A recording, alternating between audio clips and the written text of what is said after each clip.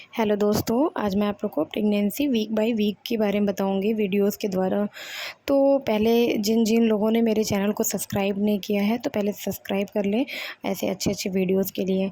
इसमें आप लोग को मैं ये बताऊंगी कि स्पर्म जब एग से मीट मिलता है तो फिर वो जायगोट कैसे बनता है, फिर वीक बाय वीक जैसे फर्स्ट वीक में, सेकेंड वीक में, थर्ड वीक में कितना बड़ा होता है, कैसे ग्रोथ होता है, फिर उसका कौन सी वीक में उसका हार्ट, लिवर ये सब आता है। सारी बात इस वीडियो में आप लोग को आज पता चलेगा। जैसे 5 वीक में बेबी 5 टू 6 का होता है। तो इसी तरह आप लोग इस वीडियो को पूरा लास्ट तक देखेंगे तो आपको सारी जानकारी मिल जाएंगी। Thank you.